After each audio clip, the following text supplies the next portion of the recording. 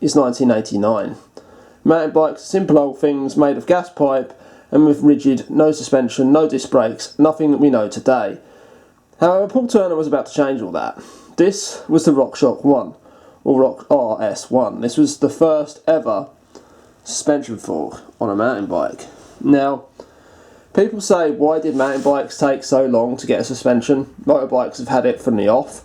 A big reason for that is the weight. Now, obviously, you have to pedal a mountain bike. A motorbike, you just turn the throttle and it goes. And a lot of people were basically saying suspension on a mountain bike was a total gimmick and totally unnecessary. And at the time, you could kind of see where they were coming from. These things had 48mm of travel, and these were one of the best. This was one of the first, but it was also one of the better ones. In the early 90s, late 80s, early 90s, suspension forks were pretty simple. 50mm of travel to 60mm of travel at the most. Most were elastomer sprung. The RS1 was, however, a full air over oil fork. Sadly, the seals in this are totally shot, so that's all she does. But one day I plan on getting these rebuilt. One day. It's going to be expensive, it's not going to be cheap. I'd need to get this stanchion re-chromed, but anyway, I digress. So, mountain bikes are simple old rigid things, no rear suspension, front suspension had just come out, 1989, 50mm of travel was the norm, and everyone was sort of like debating about whether it was necessary. I mean, you can even see on here that the steer tube is offset. That's because frames didn't even have suspension corrected geometry. With the RockShox Mag 21, it's with the fork that came out after this, about a year later. Similar design, but the steer tube is pressed in, whereas this one's bolted. You see the bolts going through here. So this is like a C-clamp, and it's actually bolted. That's pretty cool. Whereas the RockShox Mag 21, it was pressed in. You also had adjustable dials on the top for the damping, rebound and compression, I believe.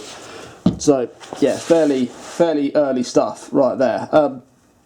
And later on, things got more advanced, and things got more advanced very quickly. Of course, 1997 was the year of the Mazzocchi bomber, the Z1 bomber.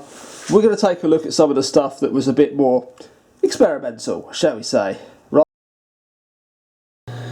This is the Mountain 2 1, the very first Mountain 2 suspension fork. Now, this was basically designed to compete with the RockShox RS1 and later on Mag 21. The newer forks came out in 93 and 94, but this was the first fork from Mountain 2. It was made from machined aluminium and was just an elastomer fork. It was just an elastomer stack in each leg. There's no air, there's no oil or anything like that. Just grease lubrication. They had about 1.5 inches of travel. These things, by today's standards, were pretty terrible, but they look freaking awesome. I mean, look at that machined aluminium arch there, machined out of aluminium. You see the pockets, it's kind of machined. It looks fantastic. It looks like the bee's knees. The lower legs are bonded, I believe, on the so you got the tube, and then you got the lower legs with the dropouts. So you got the two dropouts on there. I made that out of cast and machined parts. Absolutely stunning looking thing. But sadly, its performance wasn't as good as the competition. It certainly wasn't as good as the RS1, certainly not as good as the RockShox Mag 21, but they are far better looking. Okay, so here we have Mountain 2's hardtail. So obviously a Mountain 2 fork. This one's running the old school Migura brakes. These are Migura hydraulic V brakes. Yeah, fantastic. That's just absolutely mad. It looks like it's got the Middleburn cranks on here. Middleburn being a British company. They're old school but class. Even today you could use a set of these. They're solid as. We appear to have Shimano Exige, some sort of, I can't tell if I'm totally honest by looking at that. It's early, might be early XT, early XTR, probably 7-speed at the back there. Obviously it's an aluminium frame. You can see all the gussets. We've got a bottom gusset and a top gusset here. Some of these welds do look a bit, how you're doing, but this might even have been welded electrode, instead of being welded with AC, which is how we weld aluminium today. This might have been welded electrode negative, so TIG electrode negative instead of AC. Possibly. I'm not quite sure if it's old enough for that. I mean, 1990, this is 1991, so It's possible that was the case. It's certainly not going to be aluminium MIG. Yeah, that's freaking cool though. RockShox Mag 21. This is RockShox's second generation fork. This thing is another air over oil fork. It uses a needle valve to pump the thing up. It also has adjustments this time. You actually have proper damping adjustments, which is pretty awesome. Again, still 50mm of travel. Ultra lightweight, steers pressed into the fork for a lower axle to crown height and better geometry. Basically, it means it lifts the bike up less than the RockShox RS1 did. So you know when you put a longer travel fork on a bike that's not designed for a longer travel fork, how it lifts the front end up and alters the geometry. That's what they were trying to avoid. Although in some cases that can make a lot of cheaper bikes better, but they were trying to not alter the geometry at all, essentially. So that was the idea. A smaller axle to crown height meant less of an issue in that regard. So that was the RockShox Mag 21. Well, the year is 1991. So what comes after the RockShox RS1 and Mag 21? Mounted Cycle San Andreas. The only way to predict the future is to create it, as they said. Now, the Mounted Cycle San Andreas was one of the most interesting bikes of all time. This thing featured mechanical disc brakes, suspension, inverted front forks, the rear suspension as well, and was just an absolute beast. 1991, most people were riding old rallies and stuff like that, fully rigid. Most people didn't have suspension forks, and yet here we have a dual suspension mountain bike that is absolutely freaking awesome. The average person would see one of these on the street and not realise the thing's 30 years old at this point, 31 years old at this point. That's absolutely incredible. It's kind of like they said, the only way to predict the future is to create it. And, well, they did just that. But unfortunately, the company got sued out of existence by Specialized due to questionable trademark infringement. Yeah, they basically come up with a bike, and it was kind of a bit iffy. They come up with a bike called the Stump Town, which was actually named after a town, but the font and everything was very similar to Specialized Stump Jumper.